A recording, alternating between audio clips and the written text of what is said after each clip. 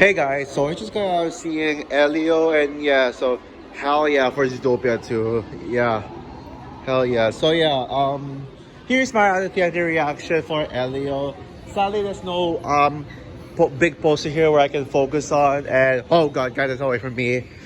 Yeah, so Elio was a film that had such a significant lack of marketing, and it was setting itself up to flop because a lot of people didn't know about it, and yeah, it seems like people were just hating on Pixar originals now, not only because of the lack of marketing, but also because of how yeah, a lot they're all saying, this is so interesting. Yeah, kind of a shame that people are doing this to original films.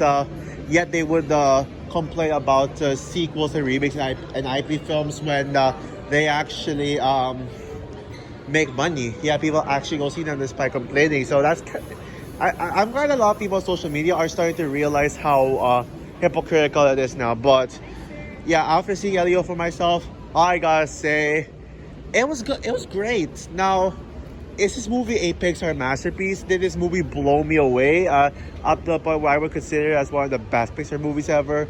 No, it's not.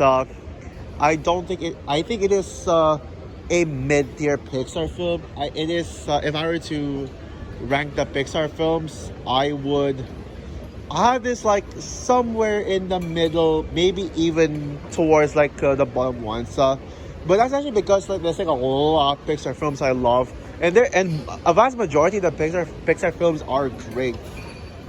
I'd say that this is on the same level as Onward and Luca. I would I would say I'd rank this below Onward, and it's better than Luca, yeah.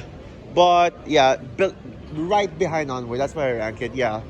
But yeah, but I think even if I don't think it's a movie that's mind blowing or anything too special, I really think that people should support this movie. Yeah, instead of that shitty How to Train Your Dragon remake. It's a shame that because there was like very few people on my showing, and yet the showing for How to Train Your Dragon Next Door was packed as hell. Yeah, like what a shame.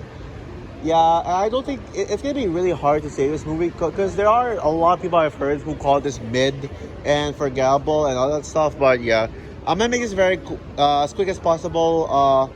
Yeah, I won't get into detail. I'll just get my general thoughts out. It's one of the more flawed Pixar movies. It is on the story is it's okay.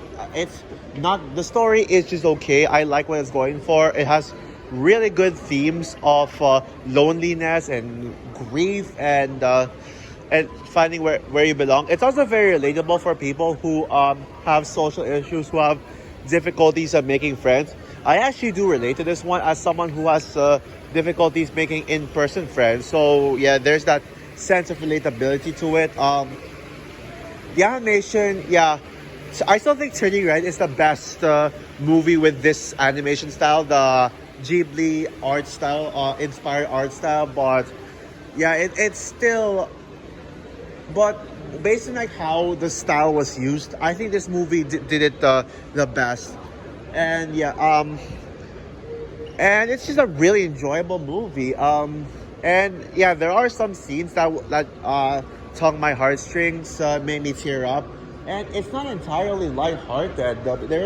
There's actually some genuinely dark moments as well. Like, okay, I'm not gonna give some examples. I'll wait for a review, but yeah, there were some very creepy scenes, like that made me go damn. And yes, I actually do have a favorite scene in the film. Yeah, and as for characters, yeah, most of them were great. There were some where it was just like Erhan, but yeah, Elio's a great protagonist, very relatable. Glorious, I can see why Gloria is a fan favorite. She's just adorable. Olga the aunt is is the best character in the film, hands down. But I actually do wish that America Ferrera voiced her instead of Zoe Saldana. I don't know. I barely heard Zoe Saldana's voice here. But I didn't really hear much of Zoe Saldana. Like I didn't get any Zoe Saldana vibes. That's not really a flaw in the film. Okay, I'll get into my flaws quickly. Not a fan of the humor. Humor is not very funny. And it is on the more predictable side where you can see like you can like guess where the story is going, and you get it right. There's the Liarville cliche that people tend to criticize Pixar for. It's there, and yeah. So yeah, all in all, yeah, I'll end right here. But yeah, I again don't expect this to be among Pixar's best movies, among Pixar's masterpieces. But it is still a really good movie. One of the better animated movies of the year. In fact, probably my second favorite animated movie of the year so far. Second only behind Ninja 2. Yeah. I don't know if there was any other animated gems besides Ninja 2, but this one, for now, from what I remember, this is second best. So yeah, anyways, stay. So yeah, stay tuned for my review of it.